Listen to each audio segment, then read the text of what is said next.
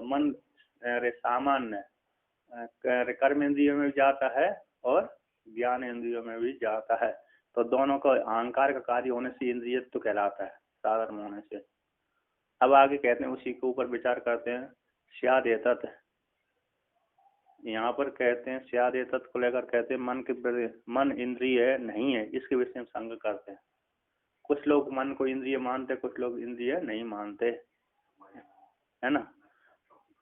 है तो कहते हैं यहाँ पर, तो ये इंद्रिय मानते हैं, नैयायिक इंद्रिय मानते हैं, ये इंद्रिय मानते हैं, और सांख्य में योग में इंद्रिय मानते हैं, और वेदांत में ये भ्रांतिकार मानते हैं। हाँ, वेदांत में क्या है, क्योंकि बहुत से लोग आक्षेप करने के इन्होंने सभी के मत उद्धृत करते हैं ना, सभी के ऊपर टीका लिखे हैं, तो सारे संस्कार उनके मिले हुए हैं, पक्षपात है ना, सारे संस्कार मिले होने के कारण इन्होंने स्वीकार कर लिया। भ्रांतिकार ने वाचस्पति मिश्र, तो वाचस्पति मिश्र सभी न्याय ग्रंथ के ऊपर, अन्य ग्रंथ के ऊपर है ना, तो सबके ऊपर टीका लिखी है इन्होंने। तो सभी के टीका लिखी है तो सभी के प्रति झुकाव तो होना चाहिए, तभी टीका लिख सकते हैं, है ना। तो इसलिए उन्होंने तो मन को इंद्रिय माना है, इसलिए। और बहुत से लोग आक्षेप कर देते हैं इनके ऊपर। वाचस्पति मिश्र, हाँ भामतिकार, तो ये जो आप भाष्य पढ़े जो उन्हीं की टीका है। सांगत गोमती जो पढ़ रहे हैं यहाँ पे, नहीं, वो वाचस्पति मिश्र की टीका है। सांख्य के कारिका ईश्वर कृष्ण की है, सांख्य आचार्य की है, उसके ऊपर इन्होंने टीका लिखी है। हाँ ना, इसको क्या लिखा है, सांख्य के दर्शन के ऊपर इनकी टीका है। और कृष्ण ईश्वर कृष्ण इनके इस कारिका के रचयिता है। तो कपिल मुनि मुख्य प्रधान है, सूत्रकार है, उनके सूत्र लुप्त हो गए। अनादिकाल से तक सतयुग में रचना हुई थी, बहुत से लोगों ने फिर आदर नहीं दिया, कर्म कांड में ज्यादा लग गए, तो कर्म कांड में ज्यादा हो जाने से फिर वो भूल भाल गए। तो इसलिए प्रसिद्ध, इसलिए भगवान भास्कर ने इनके सूत्रों को उद्धृत नहीं किया ब्रह्म सूत्र में। यद्यपि भगवान भास्कर सर्वज्ञ थे, है ना, वो किसी के यहाँ पढ़ने नहीं गए, शुरू में जो पढ़ा वो घर में ही पढ़ा उन्होंने गुरुकुल में। और जब भाष्य लिखा तो ये नैयायिक ऐसा मानते हैं, बौद्ध ऐसा मानते हैं, ये पढ़ने के लिए नहीं गए, किंतु कुमारिल भट्ट पढ़ने के लिए गए बौद्धों के पास में। तो इसलिए उनको उनके शिष्य बनने पड़े। इसलिए भगवान भास्कर पहले से ही सर्वज्ञ थे, फिर भी इन्होंने कारिका को ही उद्धृत दिया।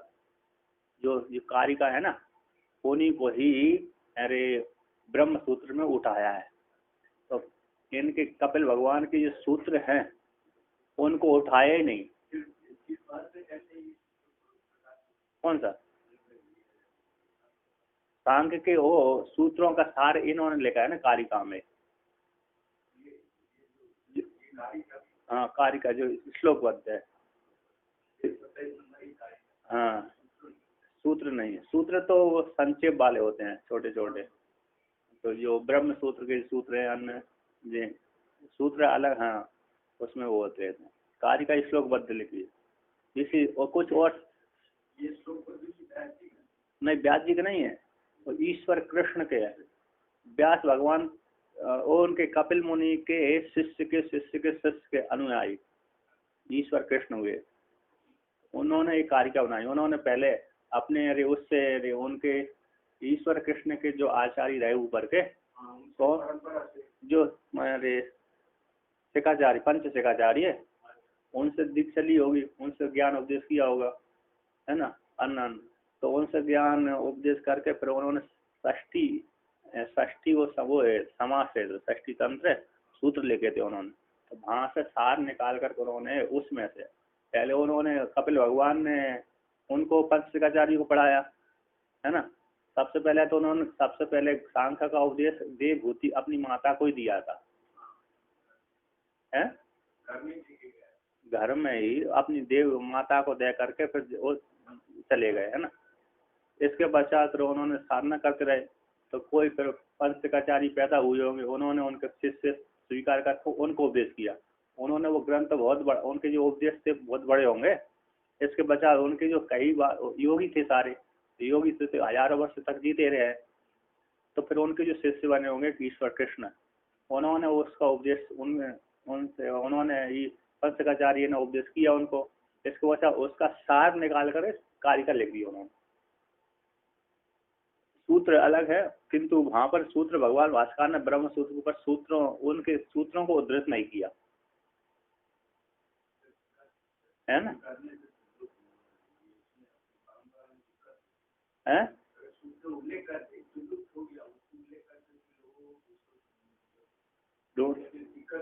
नहीं ढूंढ यद्यपि है, यद्यपि अरे उनको जो वार्तिक जो योग सूत्र के ऊपर एक ने वो है वार्तिक विज्ञान भिक्षु, विज्ञान भिक्षु ने बहुत से उनके 6 अध्याय में सूत्र लिखे हैं। 6 अध्याय में उसी सांख्य के सूत्र को कहा कि ये कुछ वहां पर संशय है लोगों को, भाष्य लिखा है सांख्य सूत्रों के ऊपर, भाष्य लिखा है विज्ञान भिक्षु पर। तो वहां पर बहुत से लोगों का मत है कि कुछ तो सूत्र 50-60 सूत्र तो भगवान कपिल भगवान के हैं और वहां के सारे उन्होंने स्वयं बना के दे दिए। हाँ, क्योंकि भगवान क्यों स्वयं बना दिया, तो लोग तर्क देते हैं कि क्योंकि भगवान भास्कर ने सूत्र को उद्धृत किया ही नहीं है अपने ब्रह्म सूत्र में पूर्व पक्ष के रूप में। पूर्व पक्ष के रूप में यहाँ पर उठाया है तो सिर्फ कारिका उठाइए। कौन उठाइए? कारिका उठाइए। हाँ, इसकी जो कारिका उसी को उठाए, सूत्र नहीं उठाए।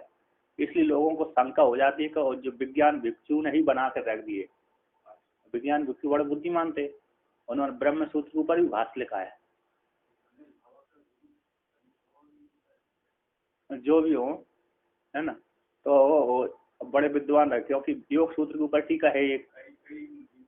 हाँ, एक योग सूत्र के ऊपर एक टीका है, योग वार्तिक बहुत बड़ी है, उसकी बहुत बड़ी टीका है। और ब्रह्म सूत्र के ऊपर भाष्य है, और कपिल मुनि के ऊपर कपिल शास्त्र वो सूत्रों के ऊपर भाष्य है। तो बड़ा सांख्य आचार्य कहलाता है। तो ब्रह्म सूत्र के ऊपर जो सांख्य वाचस्पति मिश्र के थोड़े बाद में हुए हैं। हाँ, तो उसी नहीं 1600 में और पहले हो, वाचस्पति मिश्र बहुत पहले हो चुके हैं, क्योंकि इनको वाचस्पति और वार्तिककार का है ना आगे पीछे चलता है वहीं पर। तो इसके लिए आगे पीछे चलता है, तो वाचस्पति मिश्र पहले हो चुके हैं। तो उसी समकाल उसके बाद में वो विज्ञान भिक्षु पैदा हुए। तो बड़े कैसे रहे, बुद्धिमान रहे। अतः इनसे पहले हुए तो 1600 में तो मुसलमान राज आ गए थे ना, तो बहुत पहले हो गए थे, 1000 साल पहले से हो गए थे, 1000 शताब्दी में। शंकराचार्य नहीं, शंकराचार्य भगवान तो 1700 में हुए थे, 700 में।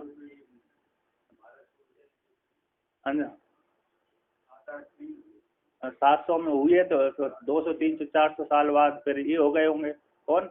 अरे इनका नाम क्या, वाचस्पति मिश्र, इसके आसपास ही ये हुए। तो चलिए यहाँ पर कहते हैं कि बहुत से लोग इंद्रिय मानते हैं, बहुत से लोग मन को इंद्रिय नहीं मानते। तो कहते हैं यहाँ पर असाधारण व्यापार योगिनो यथा महद अहंकार न इंद्रियम। कहते जी असाधारण व्यापार वाले महत तत्व और अहंकार तत्व इंद्रिय नहीं है। आसाधारण धर्म है इनका, बुद्धि का महतत्व यानी बुद्धि का आसाधारण धर्म निश्चय करना, अहंकार का धर्म है अभिमान करना, ये आसाधारण धर्म वाले हैं। ऐसे जिस प्रकार से इनको इंद्रिय नहीं मानते, एवं इस प्रकार से मनो अपि असाधारण व्यापार योगी न इंद्रियत्वम भवितुम अर्हति इति। अतः इसलिए मन भी कैसा है, असाधारण व्यापार वाला है, संकल्प विकल्प करने वाला है। संकल्प विकल्प करने वाला होने के कारण है ना, होने के कारण न इंद्रियम भवितुम अर्हति, वे मन इंद्रिय होने के योग्य नहीं है। ऐसी प्राप्ति हो जाने पर कहते हैं यहाँ पर, कहते ना ऐसी बात नहीं है। इंद्रियम चैति, तो मन को वहां पर इंद्रिय कारिका कार ने मन को क्या माना है, इंद्रिय माना है। अतः इंद्रिय मन है। सांख्य मत में, योग मत में और नैयायिक आदि मत में मन क्या है? इंद्रिय है। कुतः, किस हेतु से? अरे पूर्व पक्षी पूछा किस हेतु से वो मन इंद्रिय है ना? तो यहाँ पर कहते हैं इस हेतु से, साधर्म्यात्, साधर्म होने से, इस हेतु से ही मन इंद्रिय है। कहते इंद्रियांतर ही, दूसरी इंद्रियों के द्वारा साथ उसी, जैसे अहंकार से उत्पन्न हुआ इंद्रिय, तो वो भी अहंकार से उत्पन्न हुआ है। जैसे 5 ज्ञानेंद्रिय, 5 कर्मेंद्रिय अहंकार से उत्पन्न हुई, उसी प्रकार मन भी अहंकार से उत्पन्न हुआ। इंद्रिय की कोटि में ही आता है, साधर्म होने से, एक ही उपादान कारण होने से दोनों का, तीनों का, कर्मेंद्रिय, ज्ञानेंद्रिय और उसका मन का।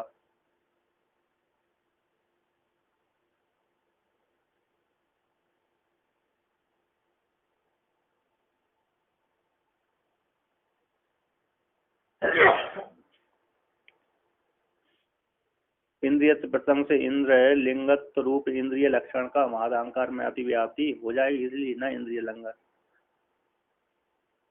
यहाँ पर कहते हैं इंद्रिय प्रसंग से इंद्र लिंग रूप, इंद्र का लिंग है, परमात्मा का लिंग है, इंद्र के लिंगत्व रूप से इंद्रिय लक्षण महाअहंकार में अतिव्याप्ति हो जाएगी, इसलिए कहते हैं न इंद्रियत्व लिंगम, इंद्रिय लिंग न इंद्रिय, इंद्र लिंगत्वम इंद्रिय लक्षणम निर्दुष्टम लक्षण विभाव। जो इंद्रिय लक्षण, इंद्र का लिंग जो इंद्रिय लक्षण बतलाए वो ठीक है नहीं है। यहाँ पर इन्होंने शंका करी है इंद्रिय प्रसंग से, क्योंकि मन भी भीतर रहता है, बुद्धि और अहंकार भी भीतर रहता है ना, अंतःकरण में रहता है। तो जैसे मन है, अरे इंद्र का लिंग होने से इंद्रिय कहलाता है ना, उसी प्रकार महातत्व और अहंकार भी इंद्र का लिंग होने से वो इंद्रिय हो जाएगा, तो उसमें अतिव्याप्ति हो जाएगी। तो इसलिए अतिव्याप्ति न हो, इसलिए मन को इंद्रिय मत मानिए, ऐसा पूर्व पक्षी कह रहा है। यहाँ पर टीकाकार वर्णन करते इंद्रिय प्रसंग से इंद्र लिंग, कहते इंद्र लिंग रूप है इंद्रिय लक्षण का, इंद्र के लिंग रूप, इंद्र रूप, इंद्र कौन है? आत्मा। इंद्र के लिंग के रूप इंद्रिय लक्षण का महाअहंकार में भी अतिव्याप्ति होती है, अतः इसलिए होती है। तो इंद्रिय लिंग, तो इंद्र लिंगत्वम इंद्रिय लक्षण निर्दुष्ट लक्षण नहीं है। ऐसी प्राप्ति हो जाने पर कहते ना वो इंद्रिय साधारण होने से इंद्रिय है। उसी को लेकर के आगे कहते सात्विक अहंकार उपादानत्वम च साधर्म्य, ये सात्विक अहंकार उपादान कारण है इनका, कौन का? मन का भी, इंद्रियों का। सात्विक अहंकार है उपादान कारण जिसका, ऐसे वो साधर्म हेतु होने से वो मन इंद्रिय है। ना तो इंद्र लिंगत्वम, वो इंद्र का लिंग नहीं है। योग व्युत्पत्ति मात्र से ही, कहते परमात्मा का लिंग होने से इंद्रिय नहीं कहलाता, परमात्मा का लिंग होने से इंद्रिय नहीं है। यौगिक व्युत्पत्ति से परमात्मा का लिंग नहीं, यौगिक व्युत्पत्ति है ना, योग से जन्म। इंद्र का लिंग होने से आत्मा का लिंग होने से इंद्रिय कहलाए, ऐसी बात नहीं है। वहां तो प्रकृति प्रत्यय का प्रयोग किया गया, ना तो इंद्र लिंगत्व, इंद्र लिंग इंद्रिय का लक्षण नहीं है। पूर्व पक्षी कह दे कि इंद्र जो इंद्र लिंग है, इंद्र शब्द इंद्रिय का लक्षण हो जाए, ना ऐसी बात नहीं है। ना तो इंद्रिय इंद्र लिंगत्वम इंद्रिय लक्षणम। उसी को आगे कहते हैं तस्मा, कहते महद अहंकार और अपि आत्मलिंगत्वेन इंद्रियत्व प्रसंगात। यदि इतना ही लक्षण करेंगे इंद्रिय का तो इंद्र लिंगत्व इंद्रियत्वम है ना, इंद्र लिंगत्व इंद्रिय, इंद्र का जो लिंग है, इंद्र बोलते हैं आत्मा को, आत्मा का लक्षण, क्यों? आत्मा की प्राप्ति होती है, आत्मा की प्राप्ति में हेतु होने से इसलिए इंद्र, इसलिए इंद्र इंद्रिय लक्षण, इंद्र लक्षण इंद्रिय का हो गया। तो कहते हैं तो आत्मा की प्राप्ति, आत्मा तो नजदीक किसमें? बुद्धि के है, सबसे नजदीक कौन है? आत्मा के बुद्धि है, फिर अहंकार आ जाता है, फिर मन आता है। तो वो भी आत्मा की प्राप्ति होने से वो भी इंद्रिय हो जाए, वो भी इंद्रिय की प्राप्ति हो जाएगी। कहते महद और अहंकार दोनों का भी आत्मलिंग होने से इंद्रियत की प्रसक्ति हो जाएगी, है ना, तो इंद्रियत की प्रसक्ति हो जाएगी, इसलिए तो उनमें भी इंद्रियत की प्राप्ति हो जाएगी। तो इसलिए यहाँ पर इंद्र लिंगत्व है अति व्याप्ति हो जाए, तो इसलिए तो इंद्रलिंग मात्र इंद्रिय का लक्षण नहीं है, मात्र प्रकृति और प्रत्यय का ही प्रयोग किया गया है। इनके माध्यम से परमात्मा का बोध होता है ना। तो उसी को कहते हैं तस्मात। तस्मात से उठाते हैं, कहते हैं इंद्रलिंग, मात्र इंद्रलिंगत्व तो इंद्रिय लक्षण नहीं है। इंद्रलिंगत्व तो यदि नहीं मानेंगे तो महद और अहंकार दोनों भी परमात्मा के लिंग होने से, आत्मा के लिंग होने से उनमें इंद्रिय की शक्ति हो जाएगी। तो यहाँ पर टीका और शंकाकार उठा, टीका ननु कथम प्राग, पहले आपने बोल दिया कि आत्मा का चिन्ह होने से उभय इंद्रियत्व में ऐसा वर्णन किया गया है ना। आत्मा का चिन्ह है तो चिन्ह होने से कैसे, ये आत्मा का चिन्ह प्राप्ति कराने होने से इंद्रिय इंद्र का लिंग होने से इंद्रिय तो क्या कहा गया। तो यस्मात इसी हेतु से इंद्र लिंगत्व इति, तो यहाँ पर जो इंद्र लिंगत्व इतने ही करेंगे, परमात्मा का लिंग है तो लक्षण के अति व्याप्ति दोष ग्रस्त है तो व्यभिचार है। तो व्यभिचार होने से इंद्र है, यहाँ पर इदम इंद्र लिंगत्व नास्ति इंद्रिय लक्षणम, इंद्र का ही, क्योंकि इंद्र का चिन्ह तो ये भी हो जाएगा, मन बुद्धि, मन चित्त भी और बुद्धि भी हो जाएंगे, तो वो भी इंद्रिय की प्राप्ति हो जाएंगे। इसलिए उन्हें पृष्ठ जो मन का लक्षण है, इंद्रिय का लक्षण जो इंद्र लिंगत्व आया था वो ठीक है नहीं है, अति व्याप्ति व्यभिचार आदि दोष से प्राप्त हो रहा है। तो अपिचा तू व्युत्पत्ति मात्रा, तो क्या कर कहते व्युत्पत्ति मात्रा वर्णन किया जाता है इसको, तो कहते तस्मात व्युत्पत्ति मात्रम इदम इंद्र लिंगत्वम ना तो प्रवृत्ति निमित्तम। यहाँ पर जो इंद्र लिंगत्व इंद्रियत्व में ऐसा जो वर्णन किया हुआ तो वहाँ पर कहते व्युत्पत्ति मात्र है। व्युत्पत्ति मात्र मतलब प्रकृति और प्रत्यय जोड़ करके इंद्र शब्द इंद्रिय बना दिया, प्रकृति लिया है ना, और प्रत्यय लगा दिया, प्रकृति इंद्र हो गया और इंद्रिय शब्द से इंद्र शब्द से छा प्रत्यय कर दिया तो इंद्रिय हो गया, प्रकृति और प्रत्यय जोड़ करके उसको वर्णन कर दिया, ना कि परमात्मा का चिन्ह है ना। तो इंद्रिय लक्षण इतना नहीं है। यौगिक व्युत्पत्ति वाला मात्र किसने है, यौगिक व्युत्पत्ति मात्र इंद्र का लिंग है, इंद्र लिंगत्व है ना। प्रकृति और प्रत्यय जोड़ करके इंद्रिय शब्द से छा प्रत्यय कर दिया, इंद्र शब्द से छा प्रत्यय कर दिया, तो छा प्रत्यय कर जाने से अरे क्या हो जाएगा, इंद्रिय शब्द बन जाएगा। इंद्र शब्द से अथवा इंद्रिय शब्द से, इंद्रो माया विप्रो रूप ये थे है ना। तो यहाँ पर इंद्र शब्द है अथवा इंद्रिय शब्द है तो तद्धित प्रत्यय का छा प्रत्यय कर देते हैं, क्या कर देते हैं, छा प्रत्यय कर देने से इंद्रिय शब्द बन जाता है ना। इंद्र शब्द से अथवा इंद्रिय शब्द से दोनों से क्या कर दिया, छा प्रत्यय कर दिया। अच्छा तद्धित में प्रत्यय आता है स्वार्थ में, तो स्वार्थ में, इस अर्थ में, अपत्य अर्थ में, आदि आदि अर्थों में, रंग अर्थ में, विकार अर्थ में, स्वार्थ अर्थ में, अन्य अन्य अर्थों में प्रत्यय होते हैं। तो प्रत्यय होते हैं तो वहां पर है प्रकृति शब्द से तद्धित नाम के ऊपर तद्धित प्रत्यय कर दिए जाते हैं भाव अर्थ में है ना। तो उससे शब्द और बड़े बन जाते हैं, गूढ़ रहस्य निकल आता है। तद्धित जो प्रत्यय होते हैं पहले कृदंत और उणादि प्रत्यय से शब्द बनते हैं। किससे बनते हैं, धातु को लगा करके कृदंत प्रत्यय बन करके नाम, राम जैसे राम शब्द है, व्युत्पत्ति पक्ष में कह लिया रमु क्रीड़ायाम धातु ली हमने, रमु क्रीड़ायाम धातु, उससे घय प्रत्यय कर दिया अधिकरण अर्थ में, तो राम शब्द बन गया। अब उसी को कृदंत के द्वारा बनाया हमने, अब उणादि प्रत्यय से बना दिया राम शब्द है ना। अब इसके पश्चात अब इसके ऊपर तद्धित प्रत्यय लगा देंगे, उणादि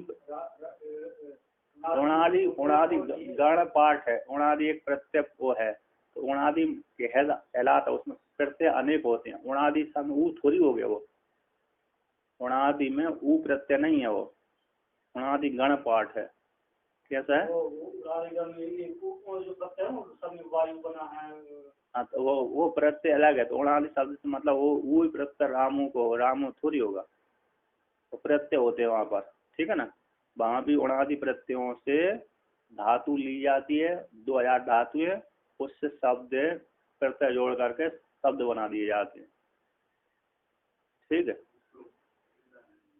उणादि प्रत्यय और कृदंत प्रत्यय से अब इसके पश्चात हमने शब्द बना दिया, प्रातिपदिक हो गए, प्रकृति हो गए। अब उसके बाद फिर तद्धित उसके ऊपर जोड़ देते हैं। तो अब हमको राम, राम के पुत्र को बोलना है, राम शब्द से राम के पुत्र को बोलना है, तो वहां पर आप प्रत्यय कर देते हैं। शब्द वैसे ही रहेगा, दूसरा भी बदल जाएगा और वैसे ही उस प्रकार का प्रत्यय करेंगे तो कोई शब्द हो जाएगा। और थोड़ा बदल कर दूसरा प्रत्यय कर देंगे तो वो रामाय हो, रामी हो जाएगा, रामी हो जाएगा, राम हो जाएगा। ईट प्रत्यय कर दिया, प्रत्यय कर दिया तो राम ही हो जाएगा, है ना। तो वहां पर राम ही लब को सजाएंगे, है दोनों कई प्रत्यय हो जाते हैं, कई प्रत्यय हो जाते हैं। और राम शब्द से भी वहां पर लब को सजाते हैं, क्योंकि उसमें अपत्य प्रत्यय कर देते हैं। तब उसी प्रकार यहाँ पर भी एक प्रातिपदिक से प्रकृति से प्रत्यय कर दिया तो इंद्रिय हो गए। तो व्युत्पत्ति मात्र इंद्र का लिंगत्व है, न तो प्रवृत्ति निमित्त, प्रवृत्ति निमित्त का नहीं है। इनको इन्होंने टीका में वर्णन किया, व्युत्पत्ति मात्र है, प्रकृति प्रत्यय दोनों का निर्वचन मात्र है। प्रकृति और प्रत्यय दोनों का निर्वचन मात्र है, ना तो प्रवृत्ति निमित्तम, ना तो प्रवृत्ति निमित्तम। तो इसका अर्थ कर दिया शक्यता अवच्छेदकत्वम इंद्रलिंगत्वम, शक्ति वृत्ति के द्वारा जो बताया जाए, शक्यता अवच्छेदक है ना, शक्ता अवच्छेद, सक्तम पदम, सामर्थ्य वाले को पद बोलते हैं, सक्तम पदम क्या बोलते हैं, जिसमें सामर्थ्य होती है उसको पद संज्ञा बोलते हैं, जिसमें तो वो शक्ति वृत्ति से किसी ने बोल दिया गंगायाम घोषा, तो गंगायाम घोषा गंगा रूप शब्द में, है ना, गंगा रूप शब्द की शक्ति वृत्ति से, घोष शब्द की शक्ति वृत्ति से गंगा के भीतर जल की, गंगा के भीतर जल के भीतर घर का ज्ञान हो गया, है ना, घर का ज्ञान हो गया। तो वहां पर लक्षणा करके दूसरी तीर में करते हैं। तो शक्ति वृत्ति से सीधा कैसे हो रहा है, गंगा के भीतर, है ना। हम कहाँ रहते हैं, ओमकारेश्वर रहते हैं, तो सीधी शक्ति वृत्ति से वहां पर ज्ञान हो रहा है, शक्यता का अवच्छेदक हो गया। तो यहाँ पर यही कहते हैं प्रवृत्ति निमित्त, ना तो प्रवृत्ति निमित्त है, शक्यता का अवच्छेद का लिंग नहीं, इंद्रलिंग तो नहीं है। प्रवृत्ति निमित्तम वाच्यत्व सती, वाच्य वृत्तित्व सती, वाच्य वाच्य उपस्थिति प्रकारत्म। यहाँ पर ऐसा और शक्यता का अवच्छेद का तो लक्षण किया। प्रवृत्ति निमित्तत्व वाच्यत्व सती, प्रवृत्ति के निमित्त जो प्रवृत्ति हो जाए, ऐसे उसके वाच्यत्व की प्राप्ति हो जाने पर, वाच्यत्व सती, वाच्य वृत्तित्व सती, वाच्य के कथन प्राप्त हो जाने पर, किए जाने पर, वाच्य उपस्थिति प्रकारक, वाच्य की जो हमने जैसा बोला, जिस वाच्य को बोला उसके बोलते ही उसको हमारे मन में आकृति बनते लगे, तो उसको कहते हैं प्रवृत्ति निमित्तत्व, सत्ता अवच्छेद करता हूँ। यथा उसको उदाहरण दिया है, यथा घटा, जिस प्रकार से घट का प्रवृत्ति निमित्तत्व, प्रवृत्ति निमित्त सत्ता का अवच्छेदकत्व, सब सक्यता का अवच्छेद, शक्ति वृत्ति का अवच्छेदक कौन है, घटत्वमिति, घट से विशिष्ट, घटत्व जाति से विशिष्ट घट हो गया, घटत्व जाति से विशिष्ट घट हो गया, है ना। तो जाति व्यक्ति आदि को लेकर के कैसे यहाँ पर कहते हैं प्रवृत्ति निमित्तत्व वाच्य सत्य, वाच्य वृत्तित्व सती, वाच्य उपस्थिति प्रकारत्व, प्रकारत्व के जातित्व विशिष्ट व्यक्ति का बोध हो जाए। घट कहने से घटत्व विशिष्ट घट व्यक्ति का बोध हो जाएगा, है ना।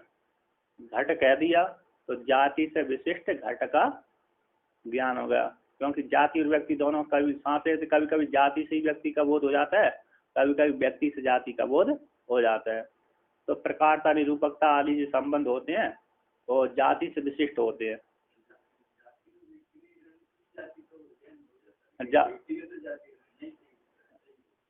जाति है ना, बिना व्यक्ति की नहीं रह सकती। जाति नित्य होती है, जाति एक होती है, नित्य होती है, वो व्यक्ति को छोड़ करके नहीं रहती, व्यक्ति को छोड़कर कहाँ रहेगी। जाति से ज्ञान होता है, मनुष्य तो बोलती, मनुष्य तो जाति से मनुष्य का ज्ञान हो गया, दोनों प्रकार से वहां पर प्रयोग होता है। तो मनुष्यत्व जाति है, मनुष्य को छोड़ करके नहीं रहती। कहते ये मर गया तो मनुष्य जाति मर जाना चाहिए, नहीं, इनके मर जाने पर वो मनुष्य जाति दूसरे में चली जाती है। इसलिए जाति नहीं नष्ट, ना तो उत्पन्न होती है ना मरती है, किंतु व्यक्ति मरते रहते हैं, है ना। तो जाति नित्य कहलाती है। तो कभी जाति से व्यक्ति पहचाना जाता है, कभी व्यक्ति से जाति पहचानी जाती है, दोनों प्रकार से वहां पर वर्णन कर देते हैं। तो इस प्रकार से तो इंद्र इतना लिंगत्व है ना। तो घट का घट प्रवृत्ति निमित्त घटत्व अवच्छेद घटत्व है। तो घट का यहाँ पर उसी वर्णन किया, घटत्व का घटपद वाच्यत्व अस्ति, घटत्व जाति का घटपद वाच्यत्व है, और घटपद वाच्यत्व घटत्व वृत्ति वृत्तित्व अभी अस्ति। और घटपद वाच्य घट वृत्ति को घट वृत्ति बता कम विवाद आदि घट वृत्ति भी है उसमें, और घटपद वाच्य दोनों को उपस्थिति प्रकारता भी उसमें रहती है। जातित्व उसी घटपद से, घटपद जो वाच्य उपस्थिति के द्वारा उपस्थिति रूप से उसमें प्रकारता जातित्व रहती है, कम आकार आदि विशेष रहता है, बरतते रहे। अतः ही सात्विक अहंकार उपादान तो इंद्रिय लक्षण कहलाता है। तो जैसे जैसे बोलेंगे वहां पर व्यक्ति से जाति से विशिष्ट व्यक्ति का बोध का ज्ञान हो जाता सारा, है ना, विशेषण विशेष भाव से युक्त होकर के। तो कहते हैं यहाँ पर, तो इस प्रकार से जो जाति से विशिष्ट व्यक्ति का बोध करा उसको इंद्रिय लिंगत्व कहते हैं, है ना। तो परमात्मा में तो जाति आदि है ही नहीं है, परमात्मा में कैसी है, एक है ना, एक चेतन, उसमें आकार का प्रसार से कुछ नहीं, बस मात्र दृंग रूपता है उसमें। तो कहते हैं आगे, कहते हैं पुनः शंका करते हैं, अतः कथम सात्विक अहंकाराद एकस्मात् एकादश इंद्रियाणि इति, अतः कैसे सात्विक अहंकार से एक सात्विक अहंकार है, उससे कैसे 11 इंद्रिय उत्पन्न हो गई, है ना। एक कर्म 5 कर्मेंद्रिय हो गई, 5 ज्ञान इंद्रिय हो गई और मन हो गया। ऐसे सात्विक अहंकार से एकादश इंद्रियाणि कैसे, अतः का गुण परिणाम विशेषात नानात्म बाह्य वेदाश्च कारिका का ले लिया।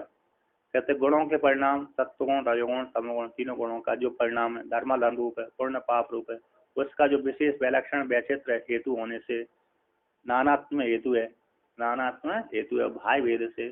भाई भेद से मतलब जैसे उपाधि को लेकर के, है ना, किसी रूप देख लिया, चक्षु रूप भी रूप का ज्ञान हो गया, शब्द सुन लिया तो श्रवण का ज्ञान हो गया, शब्द सुन लिया तो श्रोत इंद्रिय के माध्यम शब्द का ज्ञान हो गया, रसन इंद्रिय के द्वारा घ्राण उसका ज्ञान हो गया, है ना, रस का ज्ञान हो गया इत्यादि को लेकर। तो भाई भेद से क्या हो, अलग अलग जान लिए जाते हैं।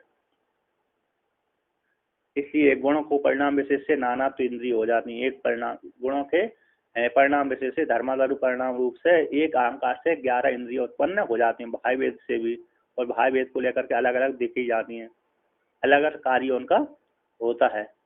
कहते शब्दादि उपभोग सम प्रवर्तक अदृष्ट सहकारी भेदात कार्य भेदा। कहते शब्दादि सम प्रयोग, जो शब्दादि उपभोग के सम प्रवर्तक है, शब्दादि उपभोग का जो प्रवर्तक है उसके अदृष्ट सहकारी भेद से, अदृष्ट यानी धर्म हो गया, हम जो शब्दादि का विषय भोग कर रहे हैं ना, उससे का प्रवर्तक है प्रवृत्ति। यहाँ पर प्रवर्तक का अर्थ कर दिया इन्होंने, कहते हैं प्रवृत्ति प्रवर्तक है, प्रवृत्ति कारणीभूत जो अदृष्ट है सहकारी परिणाम शब्द आदि द्वारा, है ना। भोग का शब्द आदि का जो भोग है उसका प्रवर्तक है, प्रवृत्ति कारणभूत जो अदृष्ट आदि है सहकारी अदृष्ट हो गया धर्म हमारा।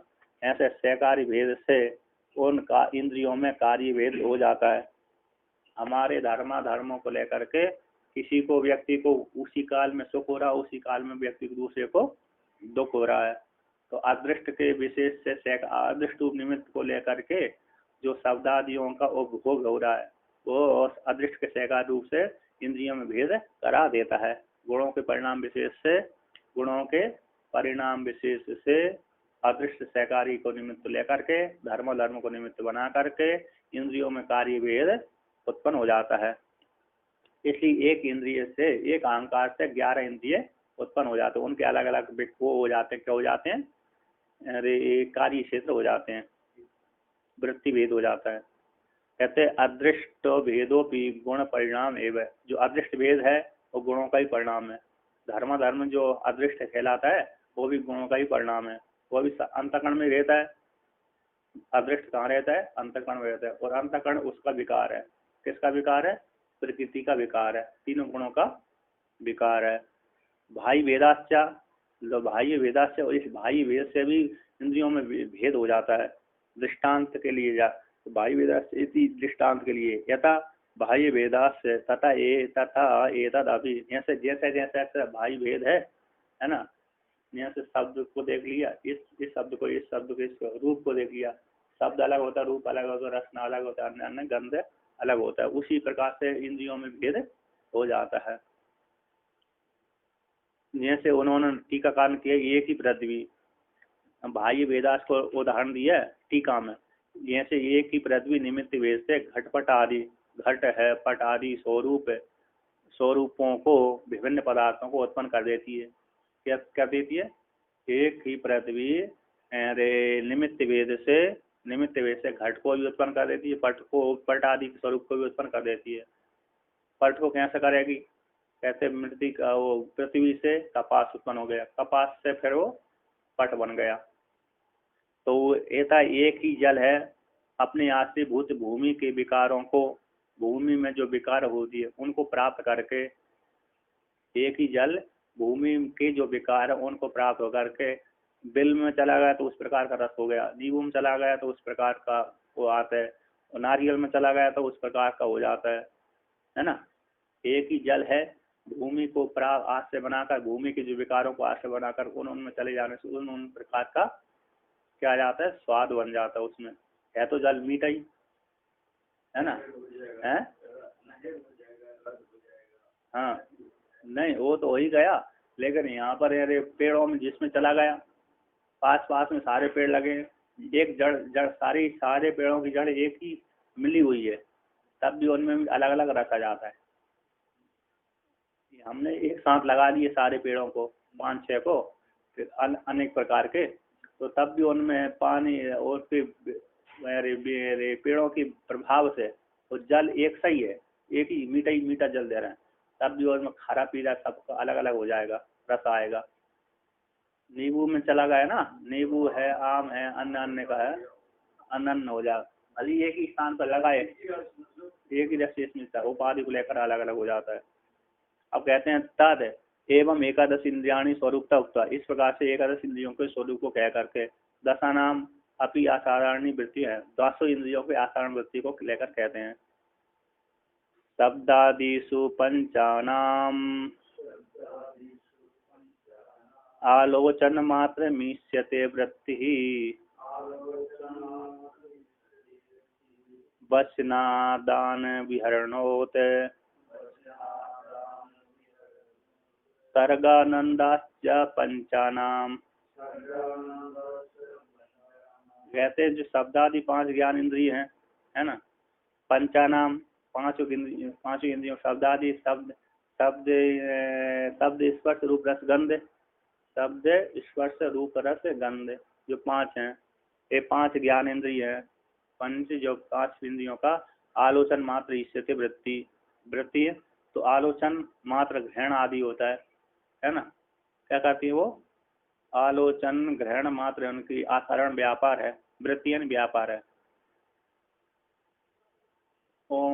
चक्षु भी ग्रहण करती है, श्रोत इंद्रिय भी ग्रहण करती है, रसना इंद्रिय भी ग्रहण करती है, और रसना इंद्रिय ग्रहण करती है, और घ्राण इंद्रिय भी ग्रहण करती है, और त्वचा इंद्रिय भी ग्रहण करती है, इसलिए इन्होंने बोल दिया। तो शब्दादि जो 5 ज्ञान इंद्रिय उनका आलोचन है, ग्रहण करना मात्र ईश्यते आचरण व्यापार है, इनका ग्रहण करना होता है। अब 5 कर्मेंद्रियों का ग्रहण हो गया, ज्ञान कर्मेंद्रिय 5 ज्ञान इंद्रिय ग्रहण करना हो गया, व्यापार आचरण, और फिर भी अलग है इस प्रकार का, इस प्रकार का ग्रहण करते हैं वो। 5 इंद्रियों में भी ग्रहण तो है, लेकिन इस प्रकार का है, रूप का है, अन्य का है, शब्द का है आदि। अब कैसे कर्मेंद्रियों को, तो कर्मेंद्रियों अलग अलग हो गया। ऐसा कर्मेंद्रिय एक वचन है ना, बोलती है, बाक इंद्रिय बोलती है, पाणी हाथ को ग्रहण करती, लेती देती दोनों है, विहरणम उदपाद विहार करता है, उत्सर्ग उदपायु त्याग करती है, और आनंद उपस्थित आनंद करती है। ये 5 इंद्रियों कर्म इंद्रियों को 5 अलग अलग व्यापार, स्वतंत्र आसारण व्यापार। बुद्धि इंद्रियाणाम कहते बुद्धि इंद्रियों का सम्मुग्ध वस्तु दर्शन आलोचनम उक्तम, कहते बुद्धि ज्ञान इंद्रियों का सम्मुग्ध, सम्मुग्ध कहते हैं विशेषण विशेष भाव से रहित है, साम निर्विकल्प ज्ञान हो जाना समा पहले, वस्तु दर्शन वस्तु का ज्ञान, आलोचनम फिर उसमें विचार आदि होकर के उत्तम कहा गया है ना। सामान्य दर्शन हो जाता है और वस्तु का दर्शन निर्विकल्प ज्ञान होता है पहले। इसके पश्चात फिर धर्म धर्म भाव सुन, इसके पश्चात कहते आलोचना आदि, कहते अस्थि आलोचन आलोचना आदि, फिर इसके आदि फिर आगे आगे विचार होकर के फिर विशेष क्या हो जाता है, ज्ञान हो जाता है, ठीक ना। पहले इदम वस्तु का ज्ञान होता है, फिर उसमें अरे वस्तु का दर्शन होता है, सामान्य निर्विकल्प ज्ञान होता है, फिर आलोचना आदि को लेकर के विशेष आदि विशेष ज्ञान हो जाता है 5 ज्ञान इंद्रियों का, ठीक है ना। यहाँ पर इन्होंने क्या उक्ता अस्थि ही आलोचनम, ऐसे पहले वर्णन कर दिया गया। तो इत्यादि कार्यक्रम में कथित कह दी गया। इस प्रकार से रूप ग्रहण चक्षु का व्यापार है, शब्द का शोध इंद्रिय व्यापार है, और इत्यादि रूप से और शब्द आदि विषय ग्रहण ही तत्त बुद्धि आदि का व्यापार है।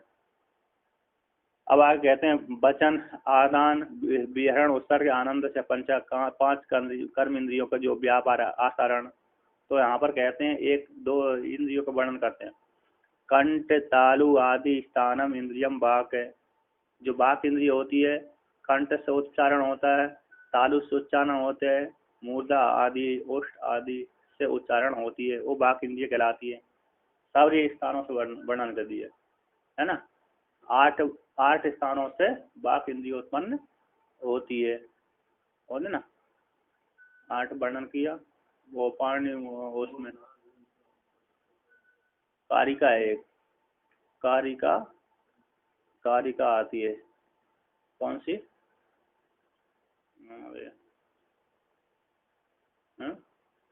लघु में तो आती है, लघु में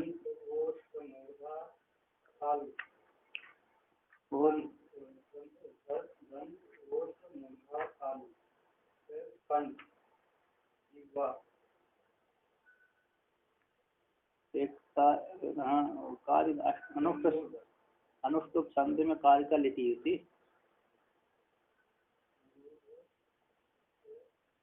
अष्टौ स्थानी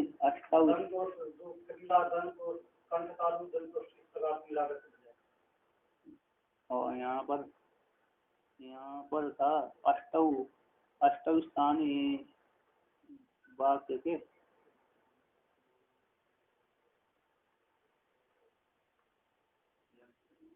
हैं,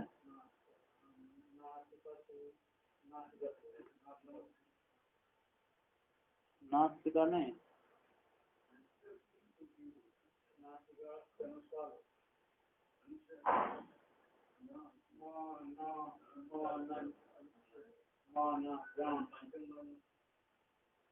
अष्टौ स्थानानि वर्णानां पुरः कंठा शिरस्तथा जिह्वा मूलम च दंताश्च नासिकोष्ठौ च तालु च। एक कारिका है ना। 8 स्थान है वर्णों के। पुर हो गया, छाती हो गई, कंठ हो गया, दूसरा सिर हो गया है ना, सिर तो ये सिर हो गया ना, और जिह्वा मूल हो गया, यहाँ हो गया है, सिर भी होता है, और सिर भरना जाता है, सिर भरना आता है ना, सर आपको भरना आता है ना, सर भरना आता है कि नहीं सुनना आता है, जन्न जन्न करता है। और जिह्वा मूल और दांतों से, और नासिका से, नाक से, ओष्ठ से, और तालु से। तालु ओष्ठ नासिका दंत जिह्वा मूल सिर कंठ कटोरा, इतने स्थान है। कारिका है यहाँ। वहाँ पर पाणिनि शिक्षा वल्ली की है, कहाँ की है, शिक्षा वल्ली की ऐसा है। तो ये 8 जगह सोचा कि कंठ तालु आदि स्थानों से उच्चारण होने वाली इंद्रियों को वाक कहते हैं। तस्य उसका व्यापार, तस्य उस बाकी इंद्रिय का वृत्ति यानी व्यापार वचन बोलना है। ज्ञान इंद्रियों की वृत्तियाँ स्पष्ट ही है। ज्ञान इंद्रियों की जो इंद्रिया कैसी होती है स्पष्ट ही है। पहले वर्णन कर दिया है ना। चक्षु देखना हो गया है ना। अरे चक्षु इंद्रिय ज्ञान इंद्रिय है ना, है ना। देखना सुनना, देखना है सुनना है, अन्न अन्य करना, रस लेना, ग्रहण करना, पहले वर्णन कर दिया उसका। तो आगे कहते हैं यहाँ पर अंतःकरण त्रय के वृत्ति को लेकर कहते हैं। अंतःकरण की दो वृत्ति होती है, सामान्य और असामान्य। तो कहते हैं यहाँ पर स्वलक्षण में वृत्ति त्रयस्या सैषः भवत्या सामान्यः सामान्यकरण वृत्तिः प्राणाद्यः वायवः पंच। कहते हैं अंतःकरण जो तीन होते हैं, तीन अंतःकरण मानते हैं, चित्त को नहीं मानते, चित्त को उसी में अंतर्भूत कर देते हैं बुद्धि में, है ना। कहते हैं स्वलक्षण्यम वृत्ति, जो अपना अपना लक्षण है स्वरूप, स्वलक्षण, उसको तद्धित प्रत्यय कर दिया, स्वलक्षण हो गया।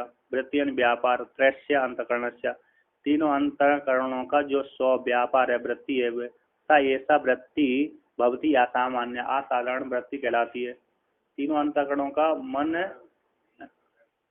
असाधारण विशेष विशेष विशेष भेद हो जाता है। तो असाधारण का व्यापार है स्वलक्षण, मन का संकल्प विकल्प करना, तो चित्त का अहंकार का है अभिमान करना, और बुद्धि का निश्चय करना, ये असाधारण व्यापार है इनका। कहते हैं इनका और इनको जो तीनों अंतःकरण की सामान्य व्यापार है वृत्ति, सामान्य करण वृत्ति जो अंतःकरण की जो सामान्य वृत्ति वो पांच पंच प्राणाद्या वायवा पंच, पांच प्राण आदि कहलाते हैं, प्राण कहलाते हैं। दो अंतःकरण की वृत्ति देखिए, अंतःकरण यहाँ पर दो, एक सामान्य वृत्ति अंतःकरणों की, एक विशेष वृत्ति अंतःकरणों की। तो विशेष वृत्ति से तो क्या हो गया, वो अपना अपना आसान धर्म हो गया अंतःकरण का, अपना स्वयं का, चित्त का, बुद्धि का, मन का, अहंकार का आदि का अपना अपना स्वतंत्र व्यापार हो गया, है ना। तो विशेष असाधारण धर्म हो गया। किंतु उनका जो मिलित जो अंश है सामान्य, मिलित सामान्य वृत्ति अंतःकरण की, वो पांच प्राण कहलाते हो सब मिलकर के। क्योंकि हाँ, क्यों त्रय बोल रहे, तीन मानते हैं ना, चौथे को उसमें अंतर्भूत कर लिया, इसमें बुद्धि में चित्त को। तो यहाँ पर कहते हैं कि क्योंकि वेदांत में तो वहाँ पर पंच प्राण अलग मानते हैं, नैयायिक आदि पांच प्राण अलग मानते हैं, है ना, पांच प्राण अलग मानते हैं। यहाँ पर तो प्राणों की उत्पत्ति बतलाई नहीं है। यहाँ पर प्राणों की वृत्ति, प्राण पांच स्वतंत्र रूप से किससे उत्पन्न होते हैं ऐसा वर्णन नहीं किया। वेदांत में तो वर्णन कर दिया, पांच कर्मेंद्रिय, है ना, पांच ज्ञानेंद्रिय और चार अंतःकरण अथवा दो अंतःकरण और पांच प्राण उत्पन्न होते हैं। कहते हैं रजोगुण से पांच कर्मेंद्रिय और पांच प्राण उत्पन्न होते हैं वेदांत में। सात्विक इंद्रिय, सात्विक गुण पंचभूतों के सात्विक अंश है, उससे पांच ज्ञानेंद्रिय और चार अंतःकरण उत्पन्न होते हैं। कहते पांच भूतों से सात्विक अंश से पांच ज्ञानेंद्रिय उत्पन्न हो गई, और पांचों भूतों को मिश्रण कर देने से चार अंतःकरण बन गए। चारों भूतों के पांच भूतों के मिश्रण करने से सात्विक अंश से चार अंतःकरण मान लेते हैं। और वहां पर पांच जो है, वहाँ पांच सूक्ष्म तन मात्रा है, महाभूत ही बोलते हैं वहां पर। और पांच जो सूक्ष्म तन मात्रा है महाभूत है, उनसे राजस अंश से पांच ज्ञानेंद्रिय है, कर्मेंद्रिय है, और चार और मिलित फिर पांचों भूतों के राजस अंश से पंच प्राण, ये मानते हैं। यहाँ पर सीधा सात्विक अहंकार से पांच ज्ञानेंद्रिय, पांच कर्मेंद्रिय और एक मन उत्पन्न हो गया, पंचीकरण करने की जरूरत नहीं है। यहाँ पर पंच महाभूत कहाँ से, पांच तन मात्राओं से पंच महाभूत उत्पन्न होते हैं, तो तमो प्रधान अहंकार से। तो यहाँ पर कहते हैं उनको जो प्राण नहीं माना, यहाँ पर वहां पर तो प्राण माना है। तो यहाँ पर कहते हैं अंतःकरण की जो साधारण वृत्ति है, तीनों जो तीन अंतःकरण है, मन बुद्धि अहंकार, तो इनकी जो साधारण वृत्ति है वही पंच प्राण कहलाते हैं। क्या कहलाते हैं? पंच प्राण। तो कहते हैं सामान्य जो अंतःकरण वृत्ति है और जो क्योंकि जीव सारी शरीर को जीवन धारण क्यों कहते हैं, इसमें हेतु देते हैं क्योंकि देखो विशेष क्यों नहीं है, कहते इंद्रियों की वृत्ति को भी प्राण मान लेना चाहिए, इंद्रिय भी प्राण हो जाए।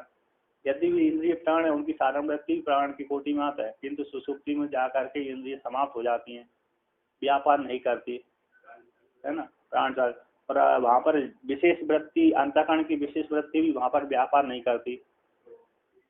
मन बुद्धि चित्त अहंकार है ना, वहाँ पर ज्ञान नहीं होता, इसलिए विशेष व्यापार नहीं करती। इसी वो भी विशेष जो अंतःकरण की वृत्ति है, असाधारण वृत्ति एक एक इंद्रिय की मन बुद्धि चित्त अहंकार की, वो भी अंतःकरण नहीं है। तो सामान्य वृत्ति जो अंतःकरण की है वही वहाँ पर कार्य करती रहती है। इसी 5 प्राण वही 5 सामान्य वृत्ति है। सुसुप्ति में वो सामान्य वृत्ति कार्य करती रहती है और उसमें भी समाधि अवस्था में भी सामान्य वृत्ति रूप से प्राण रहता है।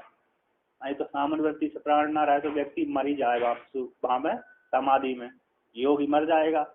इसलिए उनका उसका प्राण कहाँ रहता है, कहीं एक जगह केंद्र रहता है जितना अणु के समान, अणु के समान रहता है, इतना सूक्ष्म रहता है वो उनका प्राण, इतना हल्का हो जाता है। तो वो शरीर में ही किसी देश विशेष में रख देते हैं वो, अथवा कहीं हृदय में छुपा लेते हैं, तो मरता नहीं है वो योगी।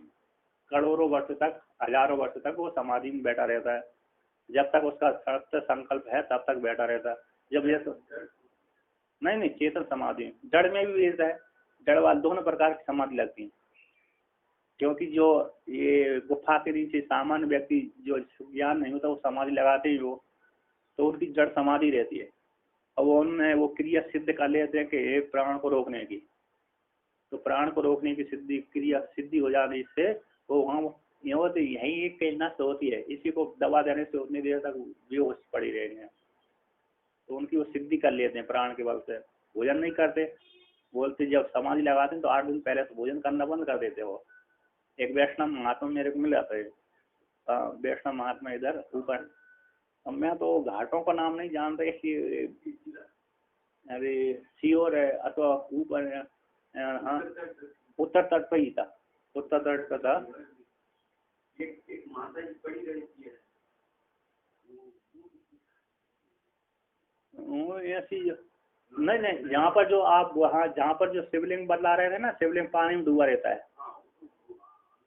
अनघोरा से मात्र 5-10 किलोमीटर पीछे ही हो। हाँ हम वहाँ पर क्योंकि वो घाट पे अरे आश्रम नहीं है उसका, है तो घाट पे ही, लेकिन वो ऐसी है ऊपर चढ़ करके जाना पड़ता, क्योंकि वो उसकी वहाँ पर आदिवासी एरिया रहा और अरे किनारे कोई दिखता नहीं है, ऐसी घाट माट बना नहीं है, पब्लिक ऐसी कभी कभी ना, गाँव तो है खाई थोड़ा ऊपर पहाड़ी चढ़ करके वहाँ पर थोड़ा खेत में उसका कुटिया है, तो खेत में कुटिया होने से है तो घाट पर लेकिन खेत में है, तो नीचे किनारे जो चलते हैं ना उनको दिखता ही नहीं। मैं तो वृक्ष को देख करके अंदाज लगाया था मैंने, क्योंकि ऊपर बट वृक्ष देखा मेरे को, तो बट वृक्ष देखा तो मैंने सोची बट वृक्ष है तो बाबा होगा, हाँ तो होगा, तो इसलिए वहाँ पर मैं अंदर चला, क्योंकि वहाँ पर जो बट वृक्ष है वहाँ पर जो बाबा रहता है उसके घाट है पहले बना हुआ था, पत्थर टूटे हुए थे, पक्का घाट था। घुमाऊ तो नहीं सीधी है, क्योंकि वहाँ पर जो बाबा कुटिया है वहाँ पर जो नदी किनारे पहले बहुत बड़े घाट थे, किसी ने बनाए थे, वो नदी में बह गए वो घाट, वो स्नान घाट आदि शिव मंदिर आदि थे नदी में पड़े हुए हैं कट कट के, तो उसी को अंदाज लगाकर मैं ऊपर चढ़ गया तो वहाँ पर वो पुराना घाट देख करके, बस्ती ज़्यादा नहीं, बस्ती वैसी गांव है 10-15 घर का वो गांव है, उससे पहले वो तो इसलिए पहले किसी ने बनाया वो राजा आदियों ने घाट बनाया हो पक्का, तो वो था तो पिट हो गया, कट हो गया, तो वहाँ पर वो उसने 3 बार समाधि लगाई थी, तो जबलपुर में अन्य जगह में, तो उसने वो जड़ समाधि लगा, वैष्णव था हाँ।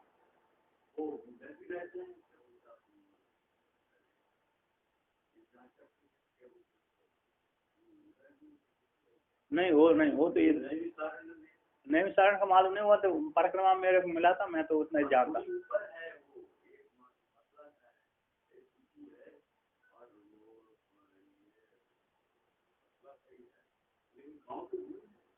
गाँव वहाँ से 1 किलोमीटर आसपास।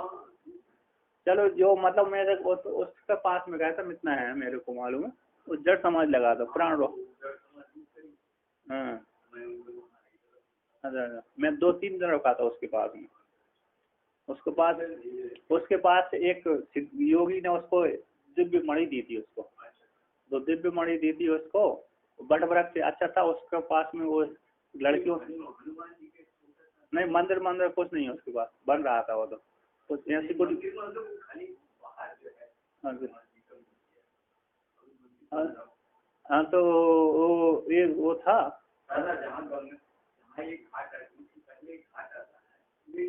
अच्छा